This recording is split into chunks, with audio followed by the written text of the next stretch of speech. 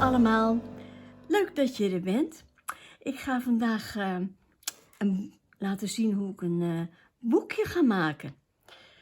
Op YouTube heb ik al heel wat filmpjes gezien van leuke boekjes en ik hou van boeken. En toen dacht ik, nou ga ik zelf ook proberen om een stoffen boekje te maken. Ik had een lange reep stof en die heb ik als een harmonica opgevouwen. En dan zal ik even laten zien, zeg maar dat dit die reep stof is. En dan vouw je hem eerst zo.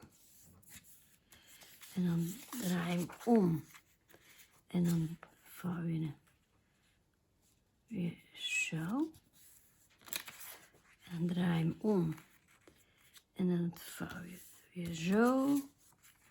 En dan nog een keertje. Kijk, en dan krijg je een soort van harmonica. Kijk, zo.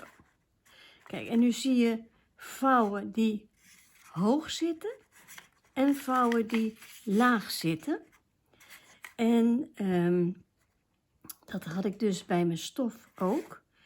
Heb ik die vouwen dus vastgenaaid met een rijgdraadje en een rijgsteek. Kijk, dat kan ik je laten zien. Kijk, ik heb hier zo'n hoge vouw en heb ik, kun je het zien? Ja, met rijgaren heb ik dit vastgezet. En bij zo'n lage vouw, zeg maar, heb ik hem ook vastgezet, zodat de vouwen er gewoon goed in blijven zitten. En nou is, zeg maar, dit, hier komt dan de titel, want een boekje heeft een titel. En dan iets leuks erop. En dan kun je hem zo omslaan. En dan krijg je pagina 1. Kijk, dit is dan je titelblad. Pagina 1. Dat is 2.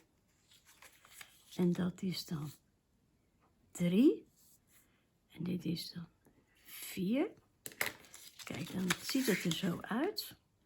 En als je dat dan zo omvouwt, zo, en dan kun je zo het openslaan en doorbladeren. En dan krijg je dus zo je boekje. Dat is het principe. Kijk, en nou had ik wat aardigs bedacht. Dan zal ik hem even netjes opvouwen. Zo. Kijk, wordt dit mijn titelblad. En dan kun je zo doorbladeren tot het eind. Nou, om het een beetje steviger te maken, heb ik hier een lapje. En dat wordt waarschijnlijk de omslag. Kijk, die komt dan om je boek heen. Kijk, heb je voor- en achterkant. En dan op de omslag, kijk, heb ik al iets gemaakt. Een voorkantje met de titel. En de titel is groen. En waarom heb ik die titel gekozen? Omdat ik het hele boekje ga maken met allemaal groene draadjes, groene knoopjes, groene lapjes, groene applicaties in allerlei tinten groen. Dat vind ik wel een leuke uitdaging. Kijk, ik heb hier al iets, zeg maar, van knoopjes die erbij passen. Dat lijkt me wel leuk zo. Kijk. Dit is trouwens een losse applicatie, deze bloem. Zo, kijk. Dat lijkt me aardig. En ik heb hier een knoopje. Tenminste, een kraal is het eigenlijk. Een Tsjechische kraal. Hij lijkt geel, maar het is heel lichtgroen. Die vind ik hier wel mooi bij passen. En de letters die ga ik nog borduren. En dat wordt dan de omslag. Nou, dan ga ik even laten zien hoe ik hem dan verder ga maken. Althans, een klein beetje. Ik laat niet alles zien. En dan voor de duidelijkheid haal ik even dit weg. En haal ik even de omslag ook weg. Anders wordt het een beetje rommelig. Maar dat kunnen jullie er wel bij bedenken, hè, die omslag. Nou, dan is dit de titel. En dan wordt dit de eerste pagina. Kijk, en dan had ik ook al iets gemaakt. Een stekenlapje. En daar heb ik dus gemêleerd borduurgaren voor gebruikt. Dat heb ik hier met de vestonsteek rondom geborduurd. En met deze 2 kleurtjes groen heb ik de steekjes geborduurd.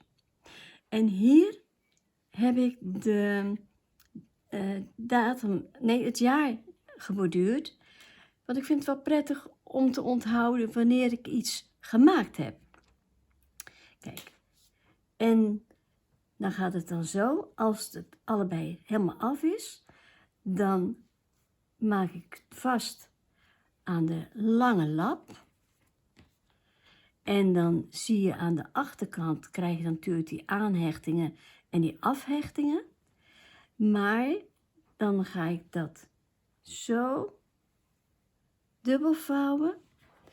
En dan naai ik, zeg maar, de bovenkant.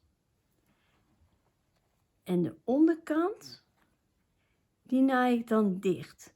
Dus dan krijg je eigenlijk een omslag, 2 pagina's die aan elkaar vastzitten. Ja, dus dat is de voorkant en dit was je eerste pagina. Nou, en dan de volgende pagina, dat is dan de tweede pagina en de derde pagina. Kijk, hier heb je ook weer zo'n vouw. Nou, en dan had ik gedacht, kijk, om dan bijvoorbeeld dit hier te maken. Kijk, en dan heb ik hier een lapje met streepjes en nog een ander lapje met streepjes. En dan ga ik nog wat leuks van maken. En ik heb hier nog een voorbeeldje wat met een kantkloswerkje erin. Kijk, en die maak ik dan ook vast aan die lange lap. Dan krijg je ook aan de achterkant weer de aan- en afhechtingen. En als die dan vastzitten, dan schuif ik ze weer op elkaar. Kijk. En dan naai ik dat weer vast. En dan heb je weer een pagina. Dus dan heb je al een paar pagina's. Ja, het zit natuurlijk allemaal nog een beetje los. Zo. Kijk, en dan krijg je dus dat. Zo. En dan de volgende. Dat wordt dan zo. En zo ga ik dan door. Dat is het begin. En ik ga dan verder met het maken van het boekje. En dan kom ik een volgende keer terug om te laten zien hoe het verder gaat en hoe het wordt. Dat was het voor deze keer. Bedankt voor het kijken en graag tot de volgende keer.